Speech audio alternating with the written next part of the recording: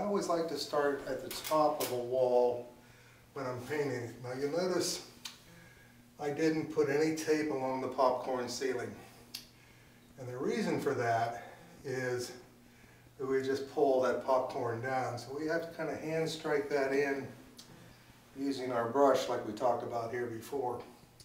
And what I also like to do on the corners is use these little rollers here. Now you'll notice that there is fabric all the way up to the end of the roller and on the end. And when we roll paint on there, we can use this as a corner roller. Now you'll notice here, I don't know whether you can see it or not, but as we roll the 4 inches down this wall, we are putting a little skirt of a paint on the end wall. And we're just going to go down to the top of the door here. And then also while I'm here, there's no tape on the top of the door. We don't really need any. I take this little 4-inch roller and just outline and run that across the top edge of the door. Run it over a little bit, overlapping. You see how I'm going over a little bit there? And then the next thing I do before I run that edging brush at the top is I load up my 4-inch roller and I roll close. You got to be careful and be patient here. And you roll close to that popcorn, trying not to get any paint on it, since we're not going to paint that popcorn. Now you notice I rolled right-handed, now I'm going to roll left-handed. And that gives me a little more reach here. Alright. I didn't go right to the edge. I've left a little open area there so that I can come back in with my edging brush. And again, I don't load it too full, but I load it and I tap the excess off. I think you just heard it there against the edge of the bucket. There's my cut edge, and I start and I put it on the wall and just kind of work it up along the ceiling. Now you notice none of those bristles are on the ceiling. They're right on the wall, and then by this little motion like this, I'm getting that paint to kind of work its way in around those popcorns on the ceiling. And then just feather away because we've left some excess paint on there. So let me just go a little further with that. Tap off the excess. And what I've learned over the years is I paint either hand. I'm primarily a left-hander, but painting you can't always rely on that. And that again is the beauty of the brushes.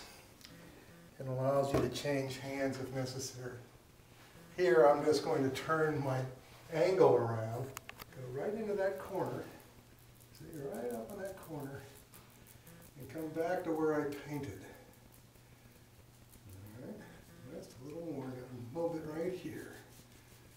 Okay, get my excess.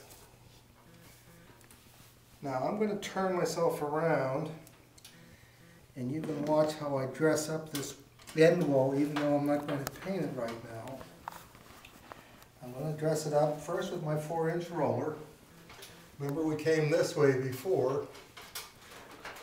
So go down a step, back up.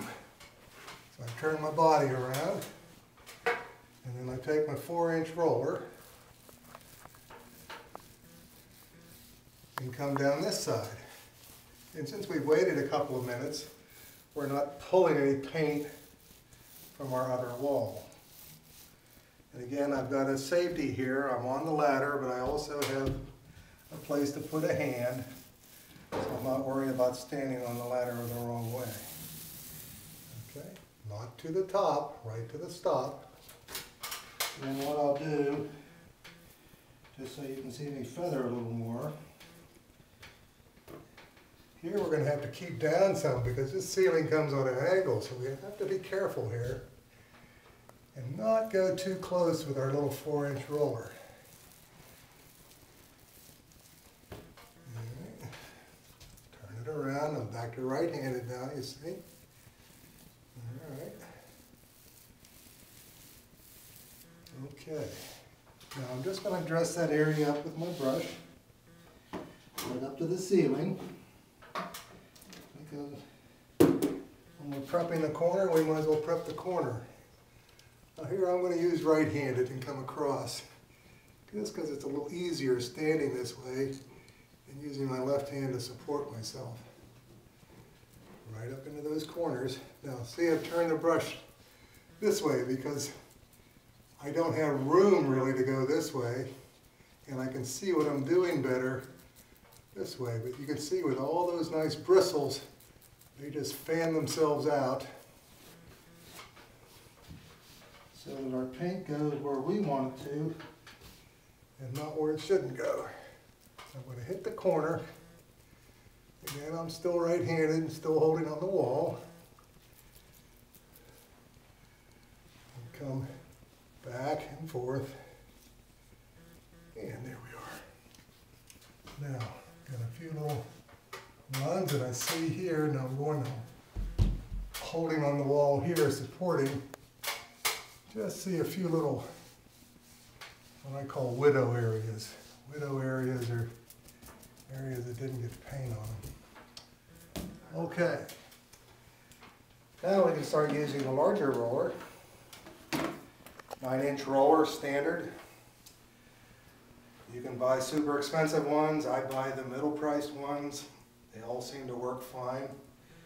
I hope I can find more of these. This roller, as you can see, the handle is curved. And these have been a godsend because when you're doing the rolling, you have this curved handle. It helps take some of the pressure off your forearm. But they're not always available, and if I find them again, I'll let you know where I can get them. These I got at Home Depot. Okay, roller and bucket are great because the bucket holds a lot of paint. Let me bring this down so you can see inside. Did you see that back panel on there? So what we do is we fill our roller. And I go down and then I come back up. And you still see some of that pink there, right? We don't want to see pink. We want to see paint. And that way that roller is loaded. All right? And we come back up here on the ladder. I always bring the handle back this way. And then we start our roll. Now we come down, we go up, we come down. It's kind of a W or an N pattern, you see? And we don't want our roller to stay in the same position, so we change it so that we get uniform coverage.